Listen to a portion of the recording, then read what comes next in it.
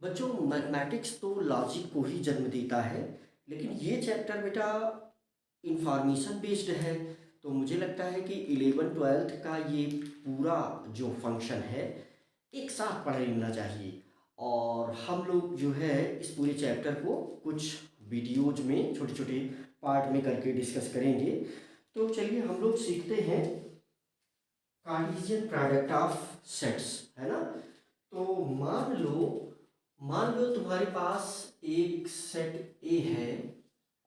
मान लो तुम्हारे पास एक सेट ए है, तो जिसके एलिमेंट हैं 1, 2, 3। और मान लो कि तुम्हारे पास दूसरा सेट है बी, जिसके एलिमेंट हैं A, B। तो Cartesian product of A and B को कैसे हम लिखेंगे? देखो, लिखेंगे हम लोग, ये मैंने लिखा Cartesian product of A and B equal to. तो इसको हम कैसे लिख सकते हैं? Cartesian product of A and B, तो इसको बच्चों हम इस प्रकार से लिख सकते हैं। फर्स्ट एलिमेंट आपको सेट ए का लेना होगा 1। सेकंड एलिमेंट आपका सेट बी का लेना होगा ए। तो ये एक आपका ऑर्डर्ड पेयर हो गया, है ना। कामा 1, B, जल्दी से लिख लेते हैं। 1, है ना, 2, 2A, 2B, 3A, 3B।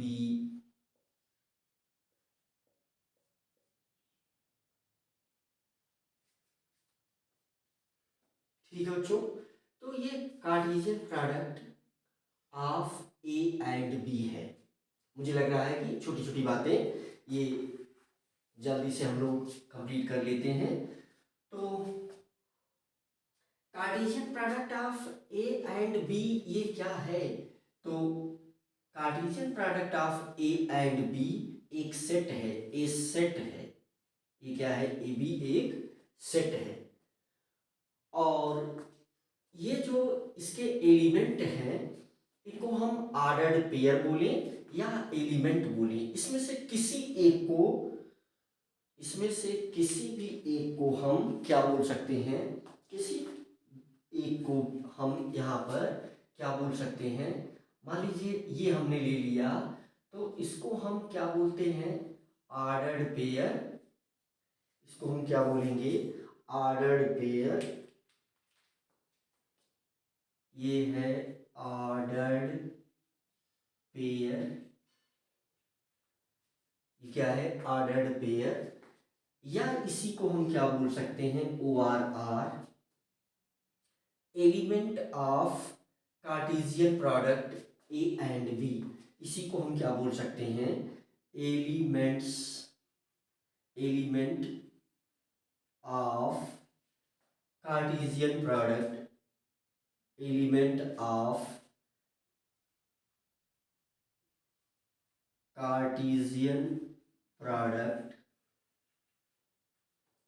Of A and B. बहुत मोटी मोटी बातें हम लोग डिस्कस कर रहे हैं। स्टार्टिंग में बहुत मोटी मोटी बातें हम लोग डिस्कस कर रहे हैं। तो मुझे उम्मीद है कि आपको ये मोटी मोटी बातें जल्दी से समझ में आ जाएंगी। देखो, हमें सीखना है कार्टेशियन प्रोडक्ट। चलो डिफाइन कर लेते हैं। तो हमारा जो वर्ड है जिसे हमें डिफाइन करना है, तो चलो डिफाइन कर लेते हैं। कार्टेशियन प्रोडक्ट, है ना। तो हमें डिफाइन करना है Cartesian product of sets. Cartesian product of sets. तो जैसा कि हमने बताया कि ये इंफॉर्मेशन बेस्ड चैप्टर है, तो इंफॉर्मेशन को बार बार रिवाइज करते रहेंगे तो इंफॉर्मेशन हमारे दिमाग में बनी रहती है, राइट। तो एक बात तो हम यही लिख सकते हैं बच्चों की कार्टेशियन प्रोडक्ट ऑफ सेट्स जो है वो एक सेट ही होता है ना। तो हम ये बात लिख सकते हैं कि Cartesian product of sets will be a set, है ना, will be a set, will be a set, ये एक सेट ही होगा, है ना। तो है ना, डिफिनीशन हम क्या लिख सकते हैं, चलो डिफाइन कर देते हैं।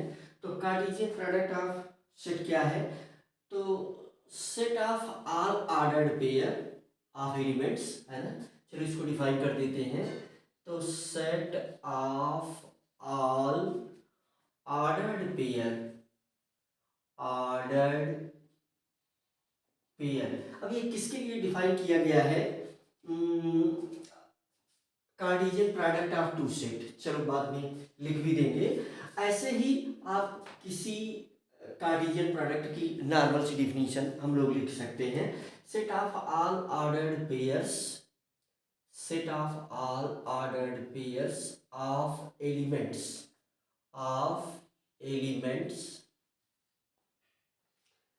ए comma B, A comma B. Ordered pair को देखो, ध्यान दो, ऑर्डर्ड पेयर को हम इस ब्रैकेट में लिखते हैं, इस पैरेंथेसिस में लिखते हैं, और सेट को हम ऑलवेज कर्ली ब्रैकेट में लिखते हैं, है ना। एक तो ये बेसिक सी एक बेसिक सा डिफरेंस कि ये जो है हम पॉइंट लिखेंगे छोटे छोटे, नोट बना करके हम पॉइंट लिखेंगे आवश्यक। तो जैसे सेट को कर्ली ब्रैकेट में, ऑर्डर्ड पेयर को इस ब्रैकेट में लिखा जाता है। Set of all ordered pairs of elements, set of all ordered pairs of elements A comma B such that A belongs set A and B belongs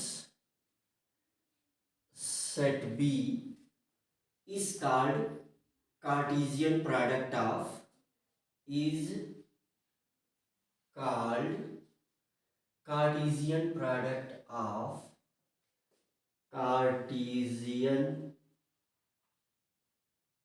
product of A and B, Cartesian product of A and B. It is denoted by, it is denoted by, it is denoted by A cross B, है ना। अब पढ़ते इसको हम, देखिए आपके समझने के लिए हमने पढ़ दिया इसको A क्रॉस B, अन्यथा इसको क्या पढ़ा जाता है, Cartesian product of A and B, है ना। तो ये मोटी मोटी बातें हमने एक वर्ड सीखा, कार्टेशियन प्रोडक्ट ऑफ सेट्स, है ना। तो अब ये जो डिफिनीशन दी गई है, ये डिफिनीशन दी गई है Cartesian product of two sets, है ना। ये डिफिनीशन किसके लिए हमने दिया है, कार्टेशियन प्रोडक्ट ऑफ, ये डिफिनीशन किसके लिए दिया गया है, Cartesian product of two set, है ना।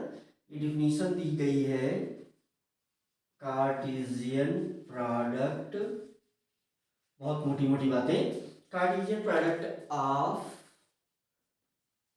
टू सेट, है ना। ये डिफिनीशन दी गई Cartesian product of two set. तो इसमें कुछ और छोटी छोटी बातें हमें जान लेना है। जैसे इसी एग्जांपल के लिए अगर हम B क्रॉस A लिखें, है ना, Cartesian product of B and A लिखें, तो देखो यहाँ से हम क्या लिख सकते हैं, you can say simply Cartesian product of B and A। तो हम यहाँ लिख सकते हैं Cartesian product of B and A। तो इसके लिए हम लोग क्या लिखेंगे, देखो फर्स्ट एलिमेंट आपको इसका लेना पड़ेगा, है ना, बी का, क्योंकि ये बी पहले है, तो है ना, ए बी, सेट बी पहले बी एंड ए का लिखा जा रहा है। यहाँ पर हमने लिखा ए एंड बी का, तो यहाँ आर्डर बच्चों मैटर करेगा, तो आर्डर को हम लोग समझेंगे, है ना, आर्डर मैटर करेगा यहाँ पर। तो ये जल्दी से लिख लेते हैं, तो ये क्या हो जाएगा, A1, है ना, A1, A2, A2, है ना, A1, A2, A3, है ना, A3 और B1, B2, B3, right, B1, B2, B3, ये क्योंकि Cartesian product of B and A एक सेट है, तो इसे हम कर्ली ब्रैकेट में ही लिखेंगे, इसे हम कर्ली ब्रैकेट में ही लिखेंगे। तो कार्टेशियन प्रोडक्ट क्या निकल करके आ गया, B and A, Cartesian product of B and A. देखो क्या पढ़ते हैं हम इसको, Cartesian product of B and A. तो यहां से आप देख सकते हैं कि ये दोनों सिमिलर नहीं है, है ना, तो कुछ नोट पॉइंट हम इसमें लिख सकते हैं, है ना। देखो यहाँ पर जो है ये दोनों चीज़ें सिमिलर नहीं है, तो यहाँ से हम कुछ नोट पॉइंट लिख सकते हैं, है ना। तो कैसे लिखना है हमें, तो नोट पॉइंट में एक क्या लिख सकते हैं हम यहाँ, नोट, चलो नोट बनाते हैं। तो नोट पॉइंट में बच्चों हम लोग ये लिख सकते हैं जनरली कि कार्टेशियन प्रोडक्ट ऑफ, यहाँ पर आपको एक चीज दिख रही है कि Cartesian product of A and B not equal to Cartesian product of B and A, है ना, Cartesian product of A and B not equal to B and A, Cartesian product of B and A. तो एक point ये हो गया बच्चों। दूसरा point यहाँ पर कुछ और नोट पॉइंट में करके हम पॉइंट लिख सकते हैं। तो इन जनरल, है ना, ये क्या है, ये क्या है, in general, in general means जो आप क्वेश्चन करेंगे तो उसमें मैक्सिमम केस में यही मिलेगा, इन जनरल। और अगर ऐसा होता है कि Cartesian product of A and B equal to Cartesian product of B and A, तो इस केस में ये तभी संभव है ना, इफ एंड ओनली इफ, है ना, if and only if A is equal to B. ऐसा तभी संभव होगा जब ए बी के इक्वल होगा, है ना। यहाँ एक नोट पॉइंट ये भी हमारे पास है कि Cartesian product of A and B may be equal to what, 5, है ना। तो मुझे उम्मीद है कि इस चैप्टर को वो बच्चे देखेंगे जिनको सेट के विषय में थोड़ा सा आइडिया है। बस इतनी सी रिक्वायरमेंट है इस चैप्टर के लिए कि सेट के विषय में थोड़ा सा आइडिया आपको होना चाहिए। इफ एंड ओनली इफ, है ना, if and only if and only if A equal to 5 OR B equal to 5, right. तो ये ऐसा तभी संभव है, Cartesian product of A and B की वैल्यू तभी 5 आ सकती है जब केवल और केवल या तो ए इज इक्वल टू 5 हो और बी या तो बी इज इक्वल टू 5 हो, तभी ये ऐसा पॉसिबल है, अदरवाइज पॉसिबल नहीं है। मैंने बताया कि मैक्सिमम केस में आपको ये चीजें मिलेंगी, और अगर कभी ऐसा पॉसिबल हुआ तो ये तभी संभव होगा जब सेट ए और सेट बी क्या होगा, इक्वल होगा। सेट ए और सेट बी इक्वल होगा तभी ये इस तरीके से पॉसिबल होगा। तो जैसे अगर हम इस पर एक वर्ड नया आया है, ये ऑर्डर्ड पेयर, तो ऑर्डर्ड पेयर भी हम लोग डिफाइन कर लेते हैं। तो चलो हम थोड़ा सा ऑर्डर्ड पेयर को समझ लेते हैं, राइट। जैसे ये वर्ड है हमारे पास ऑर्डर्ड पेयर। नोट में जैसे हमने क्या बताया कि जब भी हम कार्टेशियन प्रोडक्ट निकालेंगे किसी भी दो सेट का, हम क्वेश्चन भी करेंगे बेटा का, जब भी हम किसी दो सेट का आप कार्टेशियन प्रोडक्ट निकालेंगे तो उसमें ऑर्डर्ड पेयर वो मैटर करेगा, राइट। जैसे ये वर्ड हम लोग डिफाइन कर लेते हैं। चलो हमें डिफाइन करना है ऑर्डर्ड पेयर। ऑर्डर्ड पेयर, तो ऑर्डर्ड पेयर क्या है, इस चीज को हम लोग डिफाइन कर लेते हैं, राइट। ये कुछ पॉइंट है जरूरी जिनको आप देख सकते हैं। तो बच्चों हम लोग ऑर्डर्ड पेयर डिफाइन कर लेते हैं।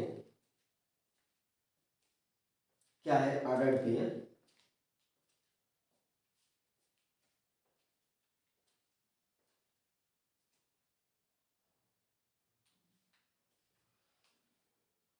An ordered pair, an ordered pair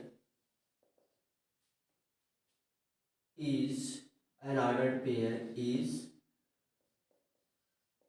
pair of entries. An ordered pair is entries. An ordered pair is entries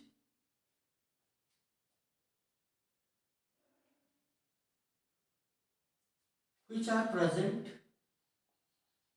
which are present in specific order, in specific order। तो जैसे यहाँ पर specific order, तो meaning क्या हुई कि यहाँ पर ऑर्डर मैटर करेगा। N ordered pair, N ordered pair is entries which are present in specific order। तो क्या मीनिंग यहाँ क्या हुआ कि यहाँ पर ऑर्डर मैटर करेगा, है ना। Order, order will matter, order will matter, यहाँ पर ऑर्डर मैटर करेगा, ऑर्डर विल मैटर। जैसे हम ऐसा नहीं कह सकते कि देखो A comma B not equal to B comma C, है ना। ये क्या है, एक ऑर्डर्ड पेयर है। यहाँ पर हमने ये दोनों क्या लिखे हैं, ये दोनों हमने लिखे हैं ऑर्डर्ड पेयर। क्या लिखे हैं? ऑर्डर्ड पेयर, ठीक है। जैसे एक हमारे पास अगर ये ऑर्डर्ड पेयर है ए कामा बी, तो इसके दो कंपोनेंट हैं, है ना। First component is equal to, यहाँ पर first component, first component this will equal to what, A. Second component, है ना, second component is equal to B. देखो समझो इस बात को कि ये हमने एक लिखा है ऑर्डर्ड पेयर, और इस ऑर्डर्ड पेयर का फर्स्ट कंपोनेंट ए है, सेकंड कंपोनेंट बी है, ठीक है। अगर ये एक ऑर्डर्ड पेयर है, एंड ऑर्डर्ड पेयर, है ना, वो एक एंट्री है जो हमने एंट्री ऑलरेडी लिखा है। देखो हम फिर से हम कुछ बातों को फिर से समझते हैं, हम कुछ बातों को फिर से समझते हैं। ऑर्डर्ड पेयर में ऑर्डर मैटर करेगा, ये हमें ध्यान देना है। और कार्टेशियन प्रोडक्ट को लिखते समय हमें ऑर्डर्ड पेयर का ध्यान रखना पड़ता है। अगर हमने ऑर्डर्ड पेयर में मिस्टेक कर दिया तो इसका मतलब कि हम कार्टेशियन प्रोडक्ट लिख नहीं पा रहे हैं। जैसा कि हमने कहा, लॉजिक तो है ही है, पूरा मैथमेटिक्स लॉजिक है, लेकिन कुछ स्टार्टिंग के इंफॉर्मेशन यानी मैथ की भी कुछ लैंग्वेज होती है। तो कहीं ना कहीं ये जो पूरा चैप्टर है वो मैथमेटिक्स का लैंग्वेज भी है ना। तो लैंग्वेज अगर हम सीख लिए हैं तो हमें आगे चीज़ों को समझने में आसानी होती है। जैसे फिर से हम वही पुराना एग्जाम्पल रिपीट कर देते हैं आपके समझने के लिए। यहाँ पर अगर हमने एग्जाम्पल लिया, एक कोई सेट ए है, एक कोई सेट ए है जिसके एलिमेंट है 1 2 3, और एक दूसरा कोई सेट बी है जिसके एलिमेंट हैं ए कामा बी, है ना। तो अगर ये सेट है तो इसका मतलब कि ऑर्डर्ड पेयर की जब भी हम बात करें, जब भी हम कार्टेशियन प्रोडक्ट की बात करेंगे तो यहाँ Cartesian product of two set तो ए क्रॉस बी, है ना। Cartesian product of two set, Cartesian product of two set क्या पढ़ेंगे, दिस इज इक्वल टू, है ना। तो हमने लिखा था 1a 1b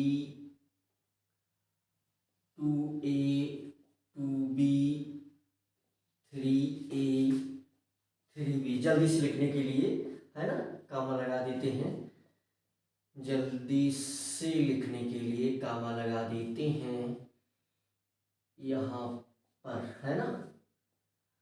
तो ये, तो कर्ली ब्रैकेट को हम जल्दी से बनाने के लिए, तो जैसे B Cartesian product of B and A, तो क्या हो जाएगा, A1 A2, है ना, A3 और B1 B2 B3। तो देखो फिर से वही चीज हमने आपको समझाने के लिए दोबारा लिख दिया, ठीक। तो फिर से आपको समझाने के लिए वही चीज, क्योंकि इस पर हम समय नहीं देंगे, समझाने के लिए हमने वही चीज आपके सामने दोबारा लिख दिया। इसे देखो, चूंकि ये सेट है तो सेट को आप ऑलरेडी जानते हो कि, चूंकि ये सेट है तो आप ऑलरेडी जानते हो कि ये दो प्रकार से लिखा जा सकता है ना। एक तो सेट बिल्डर फॉर्म में, दूसरा रोस्टर फॉर्म में। तो इसको हम ऐसे भी लिख सकते हैं, इस चीज को हम ऐसे भी लिख सकते हैं, A Cartesian product of A cross A, Cartesian product of A and B equal to, in curly bracket, क्योंकि ये एक सेट है, Cartesian product of A and B क्या है, ये एक सेट है। तो इसको हम कैसे लिख सकते हैं, इसको हम लिख सकते हैं what A comma B such that A belongs set A and B belongs set B, है ना। तो इस प्रकार से हम इसको लिख सकते हैं। चलो बढ़िया ब्रैकेट लगा रहा हूं आपके समझने के लिए, ठीक है। तो B cross Cartesian product of B and A को क्या लिख सकते हैं, इसको लिख सकते हैं हम लोग B comma A such that B belongs set B and A belongs set A। तो इस प्रकार से हम इसको भी रिप्रेजेंट कर सकते हैं। देखो इन चीजों को हम जनरली इस फॉर्म में भी रिप्रेजेंट कर सकते हैं। मुझे लग रहा है कि दो बातें आपको सीखने में मदद मिली, है ना। जैसे हमने दो सेट लिया, है ना, तो इसको A Cartesian product of A and B, Cartesian product of B and A. देखो ये इक्वल नहीं है, इसके पहले हम लोगों ने इसका डिस्कशन किया। तो जल्दी से हम लोग देख लेते हैं नंबर ऑफ एलिमेंट, है ना, number of element in Cartesian product of two set, है ना। यहाँ पर जैसे ऑर्डर्ड ट्रिपलेट भी है, ऑर्डर्ड या टपल भी है। तो अगर हमें लिखना हो, जैसे शुरुआत के ये इंफॉर्मेशन जल्दी जल्दी से हम लोग ले लेते हैं। मुझे लग रहा है कि ऑर्डर्ड पेयर आपको समझ में आ गया होगा, है ना। ऑर्डर्ड ट्रिपलेट भी होता है। चलो जल्दी से हम लोग ऑर्डर्ड ट्रिपलेट और Cartesian product of young set, दो छोटी छोटी इंफॉर्मेशन। चलो तो मान लो ये पहला एग्जांपल है ना। इसमें आपने क्या सीखा पहले एग्जांपल में, चलो यहाँ बना देते हैं। इसमें ये है, यहाँ सीखा आपने बच्चों,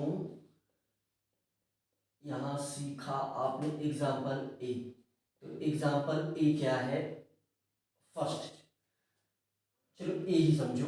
तो इसमें आपने क्या सीखा, Cartesian product of, Cartesian product of two set, है ना। यहाँ आपने सीखा Cartesian product of two set. बहुत मोटी मोटी बातें।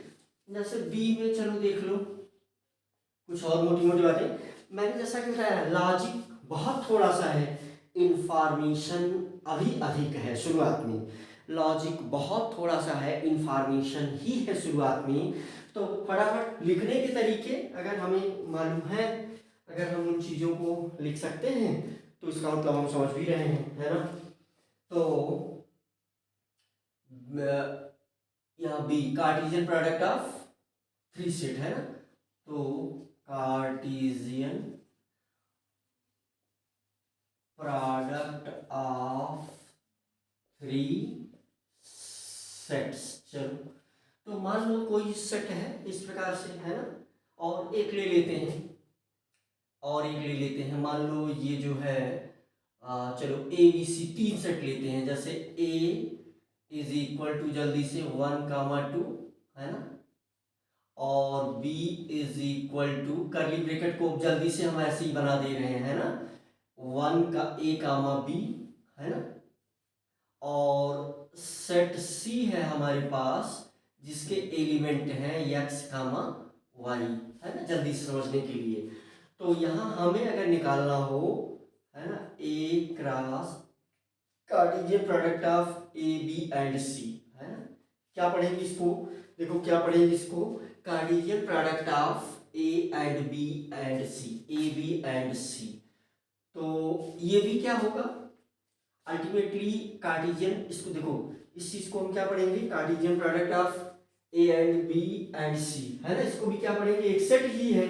तो चलो तो फर्स्ट एलिमेंट इसका, इसका, इसका, तो ये इस सेट का एक एलिमेंट बनेगा फिर से। तो ये 1ax, 1ax, चलो कामा लगा दिया। तो ये एक एलिमेंट है इस सेट का, है ना, इस सेट का ये एक एलिमेंट है। और राइट, इस सेट का ये एक एलिमेंट है, 1ax, है ना, 1ax, ये प्रॉपर्टी है ना। तो इस सेट का ये क्या है, एक एलिमेंट है। तो मुझे लग रहा है कि आपको ये मोटी मोटी बातें जल्दी से समझ में आ रही होंगी, राइट। तो बच्चों ये एक एलिमेंट है, और दूसरा एलिमेंट हमारे पास क्या आ जाएगा, 1by, है ना, और सॉरी 1ay। दूसरा एलिमेंट क्या आ जाएगा, 1ay, है ना। तीसरा एलिमेंट क्या आ जाएगा, है ना। फर्स्ट एलिमेंट क्या हो गया, 1ax, ठीक है, 1by, दूसरा 1 ए वाई दूसरा एलिमेंट हो गया। तीसरा एलिमेंट क्या हो जाएगा, 1b एक्स, है ना। दूसरा एलिमेंट, तीसरा एलिमेंट क्या हो जाएगा, 1b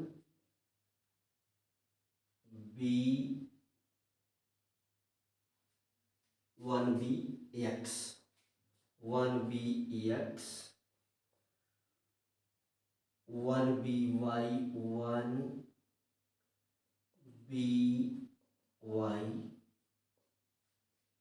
1by 1bx 1by 1ax 1ay 1bx 1by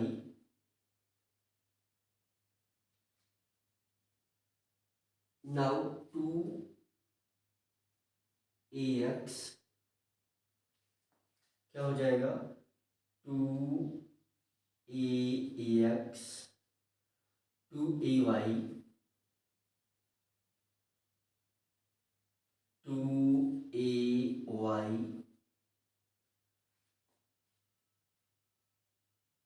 2bx 2by, है ना। 2bx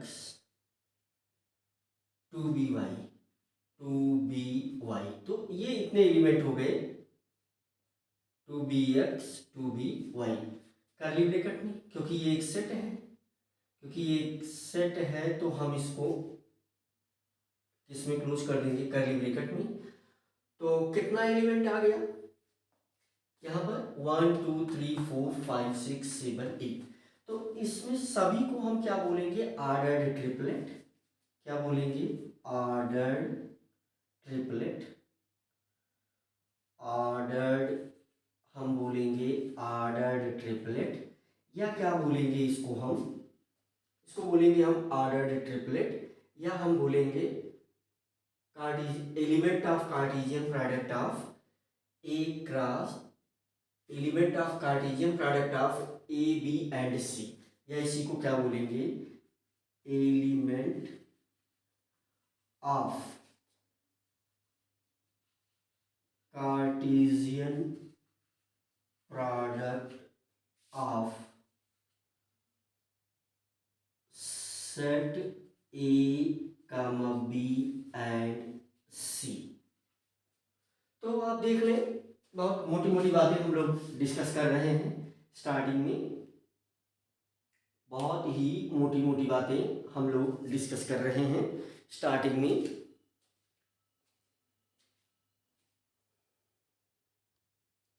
तो बच्चों ये जो है इस प्रकार से आप लिख सकते हैं, ऑर्डर्ड थ्री टपल, है ना, चाहे इसको हम लिख सकते हैं ऑर्डर्ड थ्री टपल। इसको क्या लिख सकते हैं हम लोग, ऑर्डर्ड थ्री टपल, है ना। तो इसको सिंबॉलिकली कैसे हम रिप्रेजेंट कर सकते हैं, इसको सिंबॉलिकली हम ऐसे रिप्रेजेंट कर सकते हैं बच्चों।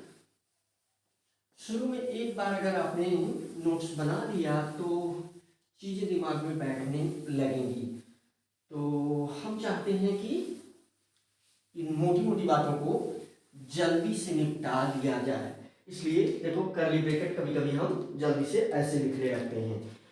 तो जैसे हम इसको सिंबॉलिकली कैसे लिख सकते हैं, हम इसको लिख सकते हैं A Cartesian product of A B and C. कैसे लिख सकते हैं, कार्टेशियन प्रोडक्ट, है ना, A B C equal to in curly bracket क्या हो जाएगा, जैसे 1 या ए बी सी की फॉर्म में लिख देते हैं, ठीक है।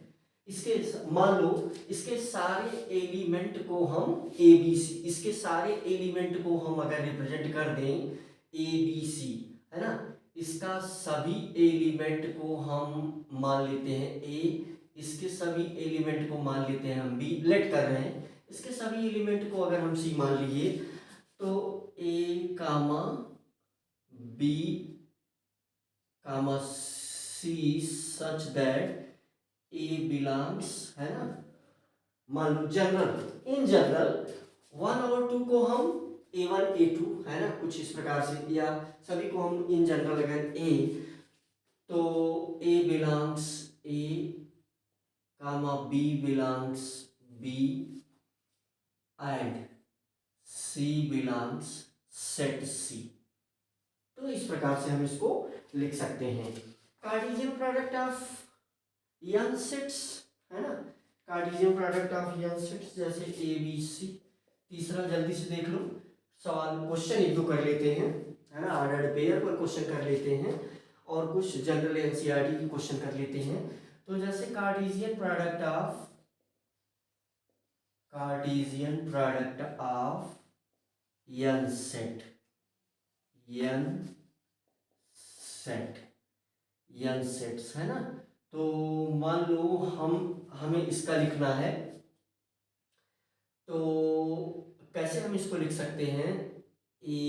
मान लो फर्स्ट सेट है A1, दूसरा सेट है A2, है ना, दूसरा सेट है A2, तीसरा सेट है A3 multiply dot dot dot multiply, मान लो, है ना, कार्टेशियन प्रोडक्ट, कार्टेशियन, इसे हम क्या पढ़ेंगे, Cartesian product of N set, है ना। तो Cartesian product of A1 A2 A3 A4, है ना, ऐसे AN तक। तो इसको हम कैसे शॉर्ट में कैसे लिख सकते हैं, दिस विल इक्वल टू, तो यहां this pi stand for product, है ना, तो n इज इक्वल टू 1, है ना, n is equal to 1 to n AI। इसको हम शॉर्ट में कुछ इस प्रकार से लिख सकते हैं, ठीक है, इसको शॉर्ट में हम कुछ, तो बच्चों इसको कुछ हम इस प्रकार से शॉर्ट में लिख सकते हैं। और यहाँ पर हमें क्या मिलेगा, यहाँ पर हमें यन टपल्स मिलेगा, है ना, ऑर्डर्ड यन टपल्स। यहाँ पर हमें क्या मिलेगा, ऑर्डर्ड यन टपल्स, ऑर्डर्ड यन टपल्स। तो यहाँ पर इसको हम Cartesian product of A1 A2 A3 AN, है ना, तो this I is equal to 1 to n, है ना, ये पाई स्टैंड फॉर प्रोडक्ट, है ना, प्रोडक्ट ऑफ पाई। यहाँ पर इसकी क्या मीनिंग है, इसकी मीनिंग है प्रोडक्ट, है ना, इसकी क्या मीनिंग है, प्रोडक्ट, प्रोडक्ट ऑफ, है ना, प्रोडक्ट ऑफ यन टर्म, है ना। तो यहाँ पर इसकी मीनिंग क्या है, प्रोडक्ट। तो जैसे नंबर ऑफ एलिमेंट पर बहुत सवाल पूछे जाते हैं। तो अगली जो चीज हम लोग देख लेते हैं, number of element in Cartesian product, है ना। तो number of element in Cartesian product of two set, चलो यही इसी चीज को देख लेते हैं, नंबर ऑफ एलिमेंट्स। अगली चीज मान लो नंबर ऑफ एलिमेंट्स, अगली चीज जो हम लोग समझ लेते हैं, नंबर ऑफ एलिमेंट्स, है ना, नंबर ऑफ एलिमेंट्स। तो जल्दी से हम लोग इसको समझ लेते हैं, है ना। मान लो हमारे पास दो सेट है नंबर ऑफ एलिमेंट। तो मान लो हमारे पास दो सेट है ना, एक सेट है ए,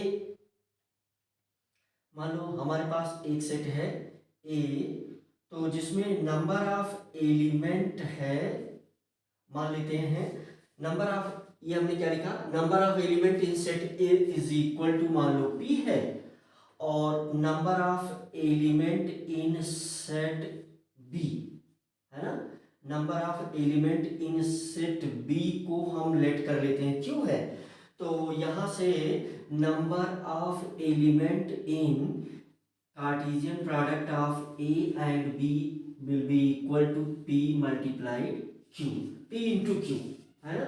तो ये मोटी बहुत छोटी और मोटी बात। तो बहुत छोटी और मोटी बात, इसको देखो हम यहाँ से भी समझ सकते हैं। जैसे ये जो फार्मूला हम लोगों ने लिखा, इसको हम यहाँ से भी समझ सकते हैं। मान लो देखो, यहाँ पर नंबर ऑफ एलिमेंट, यहाँ पर नंबर ऑफ एलिमेंट कितना है, 2 है। यहाँ पर नंबर ऑफ एलिमेंट 2 है, यहाँ पर भी नंबर ऑफ एलिमेंट 2 है। तो फिर देखो Cartesian product of A B and C में नंबर ऑफ एलिमेंट कितना हुआ, 1 2 3 4 5 6 7 8 है ना। चाहे तो इसको डायरेक्ट देखो, अगर इससे आप यहाँ कर दो तो 2 multiply 2 this will also equal to 8। तो नंबर ऑफ एलिमेंट कैसे कैलकुलेट करेंगे, इस प्रकार से कैलकुलेट करेंगे, है ना। नंबर ऑफ एलिमेंट को हम इस प्रकार से कैलकुलेट कर सकते हैं। तो यहाँ हम कुछ क्वेश्चन भी देख लेते हैं। तो बच्चों जो है हम लोग एरो डायग्राम रिप्रेजेंटेशन भी देख लेते हैं, उसके बाद क्वेश्चन कर लेते हैं एक दो। तो arrow diagram representation of Cartesian product, है ना।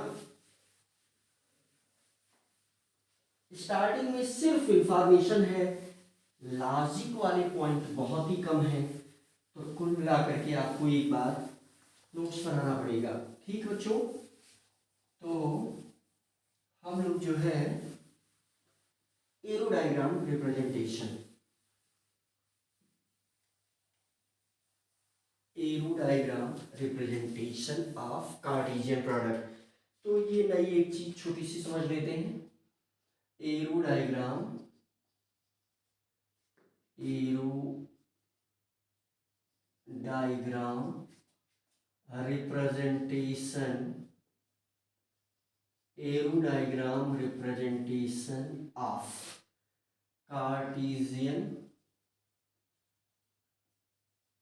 प्रोडक्ट, है ना। तो एरो डायग्राम रिप्रेजेंटेशन कैसे करेंगे, जल्दी से हम करके आपको दिखाते हैं। मान लो एक सेट कोई ए है जिसके एलिमेंट हैं ए बी सी, ठीक है। चलो ए बी ही ले लिया। मान लो इसके एलिमेंट हैं ए बी, और एक सेट है बी जिसके एलिमेंट हैं 1, 2। तो इसका arrow diagram representation, Cartesian product क्या, A Cartesian product of A and B equal to क्या हो जाएगा, A1 A2 A2 B1 B2, है ना।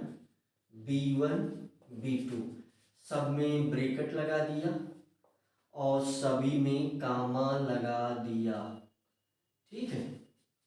ओके, तो इस प्रकार से जो है हम इसका कार्टेशियन प्रोडक्ट लिख सकते हैं।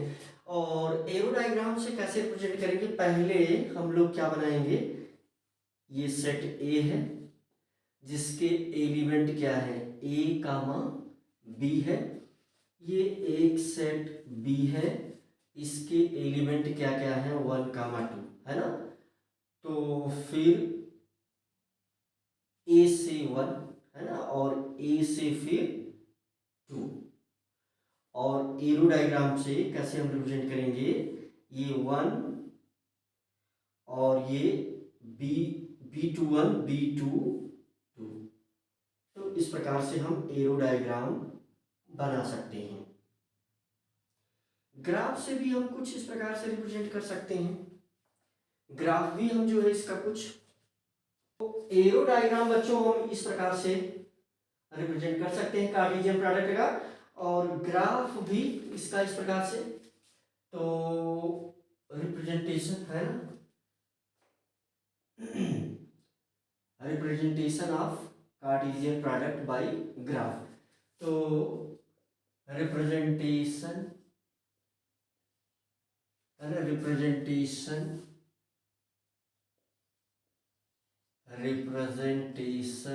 Of Cartesian product by graph. तो देखो ग्राफ से भी हम इसको कैसे रिप्रेजेंट कर सकते हैं, तो कुछ इस प्रकार से जल्दी से हम लेट कर लेते हैं दो सेट। देखो मान लो ए कोई एक सेट है जिसके एलिमेंट हैं 1 2 3। बी कोई एक सेट है जिसके एलिमेंट हैं 2 4। तो Cartesian product of A and B के एलिमेंट क्या हो जाएंगे? 1 है ना, 1 2 1 4, 1 2 1 4 है ना, 2 2 2 4 3 2 3 4। कामा लगा देते हैं फटाफट, कामा फटाफट लगा देते हैं। और इस प्रकार से है ना, यहाँ पर कामा लगा दिया तो ये इसके एलिमेंट हो गए, है ना, ये इसके कुछ एलिमेंट हो गए। एक सेट है, इस प्रकार से इसको लिखा गया नॉर्मली, जनरल सी बात। ग्राफ से कैसे हम इसको रिप्रेजेंट करेंगे? ग्राफ से हम कुछ इस प्रकार से इसको रिप्रेजेंट करते हैं। एक हमें ओरिजिन बनाना ही होगा, है ना, इस प्रकार से। तो आप देखो तो इसको हम कुछ इसे हम क्या एज्यूम कर लेते हैं, 0 0, है ना। तो यहाँ से जो है ये हमारा क्या हो जाएगा, कुछ इस प्रकार से 4 लाइन हम 1 2 3 4, है ना। यहाँ से ये 1 2 3 4, इस तरफ भी 1 2 3 4। देखो ये हो गया 1 2 3 4। तो सारे पॉइंट को हम यहाँ रिप्रेजेंट कर दें। 1 2 कहाँ होगा? यहाँ पर होगा, है ना। तो अगर हम रिप्रेजेंट कर दें इसको इस पर, तो ये 1 2 है ना। और नहीं, 1 2, 1 2 कहाँ पर है? 1 2,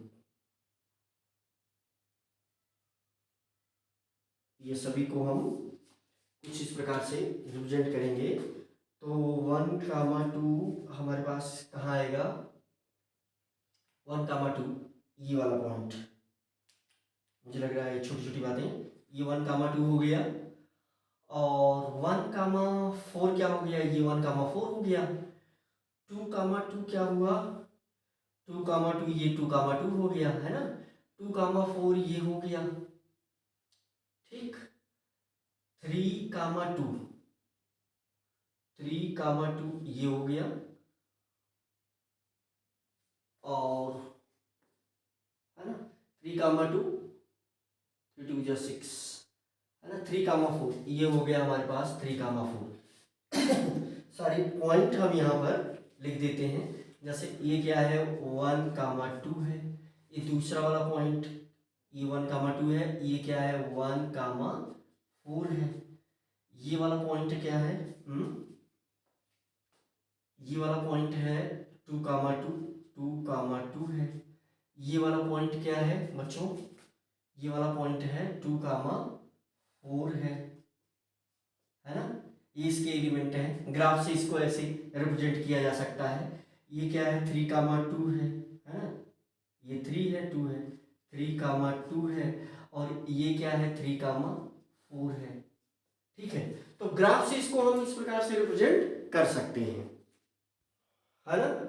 तो ग्राफ से हम लोग इसको इससे रिप्रेजेंट कर सकते हैं। ये जो है 3 2, तो ग्राफ से इसको हम ऐसे रिप्रेजेंट कर सकते हैं। हाँ, एक चीज आप यहाँ और नोटिस कर सकते हैं बच्चों कि देखो सेट के जब एलिमेंट हम लिखते हैं, देखो यहाँ पर और एक अधिक मोटी बात, चलो कहाँ बता दें, यहाँ पर बता देते हैं। यहाँ एक और मोटी बात, फिर उसके बाद एक क्वेश्चन आपको होमवर्क। यहाँ पर देखो जब भी हम ऑर्डर्ड पेयर जब हम लिख रहे हैं, देखो ध्यान से, ये नोट, चलो नोट में 2 पॉइंट लिख लेते हैं। नोट में जो है 2 पॉइंट लिख लेते हैं। पहला पॉइंट ये है कि ये जो ऑर्डर्ड पेयर है या ऑर्डर्ड 3 टपल या ऑर्डर्ड n टपल जो भी है, तो ये ऑर्डर्ड पेयर को किसमें लिखा जा रहा है? देखो इस प्रकार के ब्रैकेट में लिखा जा रहा है। और सेट को किस में लिखा जा रहा है बच्चों? सेट को कर्ली ब्रैकेट में लिखा जा रहा है। बहुत मोटी बात, किसी सेट में एलिमेंट रिपीट नहीं होगा, किसी सेट में एलिमेंट रिपीट नहीं होगा। अगर कोई सेट है हमारे पास तो आपको ऑलरेडी पता है कि एलिमेंट इसमें रिपीट नहीं होगा, है ना। एलिमेंट इसमें रिपीट नहीं होगा, नॉट रिपीट, है ना। लेकिन देखो जो ऑर्डर्ड पेयर लिखा गया है, जो ऑर्डर्ड पेयर जो लिखा गया है बच्चों, इसमें देखो 2, 2 लिखा गया है, देखो रिपीट हुआ है ये, है ना। तो ये कुछ नोट वाले पॉइंट हैं जिनको आपको लिख करके ही समझ में आएगा, है ना। तो चलो आपका समय बचाने के लिए जो है हम क्वेश्चन बोर्ड पर लिख देते हैं। आपका टाइम बचाने के लिए हम क्वेश्चन को बोर्ड पर लिख देते हैं। छोटे छोटे क्वेश्चन से हम चीज़ों को शुरू कर सकते हैं, ठीक है। तो ये मोटी मोटी बातें रिलेशन एंड फंक्शन से। तो समय बचाने के लिए बच्चों हमने आपको के सामने ऑर्डर्ड पेयर, देखो ऑर्डर्ड पेयर पर ये क्वेश्चन है, ये ऑर्डर्ड पेयर लिखा गया है, ये ऑर्डर्ड पेयर लिखा गया है। अगर ये ऑर्डर्ड पेयर इसके इक्वल है, अगर ये ऑर्डर्ड पेयर इसके इक्वल है तो यहाँ से एक्स वाई की वैल्यू आप निकाल सकते हैं। देखो ये हम कर दे रहे हैं, ये आपका होमवर्क हो गया, इसको आप करके प्रैक्टिस कर लेंगे। जो बच्चे शुरुआत कर रहे होंगे उन्हीं को एक सवाल अच्छे लगेंगे, मुझे बात पता है, लेकिन इंफॉर्मेशन के लिए चीज़ें आपको रिपीट करना चाहिए। तो यहाँ से जैसे हम लोग जो है हमें एक्स और वाई की वैल्यू फाइंड आउट करनी है, तो आप दोनों क्वेश्चन में मैं आपको ये बता दूं कि ये क्या लिखा गया है। ये लिखा गया है बच्चों ऑर्डर्ड पेयर, है ना। तो सॉल्यूशन कैसे हम करते हैं इसको? इसका मतलब कि यहाँ से अकॉर्डिंग टू क्वेश्चन में क्या है कि 2x इज इक्वल टू 6, तो यहाँ से आपको क्या मिल जाएगा, x is equal to 3, normal सी बात है ना। यहाँ से हो गया x plus Y is equal to 2, x की वैल्यू ऑलरेडी दी ही गई है, तो यहाँ से आपको क्या मिल जाएगा, y इज इक्वल टू -1, है ना। ये बस इतना छोटा सा, मतलब ऑर्डर्ड पेयर पर भी क्वेश्चन बनते हैं, इवन दो ऑर्डर्ड पेयर पर जेई में भी क्वेश्चन बना हुआ है, लेकिन थोड़ा सा डिफरेंट है। तो यहाँ पर आप हमने बहुत सिंपल सा क्वेश्चन सॉल्व किया, ये पहला इस प्रकार से सॉल्व हो जाएगा, दूसरा भी आप जल्दी से सॉल्व कर सकते हैं। तो देखो ये quantity this will equal to this quantity, है ना। तो यहाँ पर x/3 + 1 इक्वल टू 5/3, है ना। तो यहाँ से क्या मिल जाएगा आपको, यहाँ से मिल जाएगा x/3 is equal to 5/3 - 1 is equal to क्या हो जाएगा ये 2/3 इज इक्वल टू 2/3। तो यहाँ से x की वैल्यू क्या मिल जाएगी 2, है ना। और इसका दूसरा पार्ट क्या है, यहाँ से y - 2/3 इज इक्वल टू 1/3, तो y is equal to 1/3 plus 2/3 is equal to 3/3, है ना। तो is equal to y is equal to 1।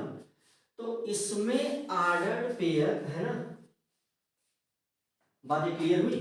इसमें x और y की वैल्यू, तो x की वैल्यू क्या आ गई 3, y की वैल्यू -1। अगर ये ऑर्डर्ड पेयर इस फॉर्म में लिखा गया होता, अगर ये ऑर्डर्ड पेयर इस फॉर्म में लिखा गया होता तो x और y की वैल्यू क्या है, यही एक मोटी बात आपसे पूछी जा रही है। तो अगर ये ऑर्डर्ड पेयर इस फॉर्म में लिखा होता तो इसमें x की वैल्यू आ जाती 3, y की वैल्यू आ जाती 1, और अगर ये ऑर्डर्ड पेयर इस फॉर्म में लिखा गया होता तो इसमें x की वैल्यू आ जाती 2 और y की वैल्यू आ जाती 1, है ना। ये क्वेश्चन ऐसे ही आप इसको देख करके कर सकते हैं, राइट। तो बच्चों ये मोटी मोटी बातें आप लोगों ने देखा, और ऑर्डर्ड पेयर पर कुछ ऐसा एक बहुत छोटा सा क्वेश्चन। तो चूंकि वीडियो बड़ा हो रहा है तो हम सोच रहे हैं कि कुछ और बढ़िया सवाल लेकर के हम लोग नेक्स्ट वीडियो में आपके साथ डिस्कस करेंगे, राइट।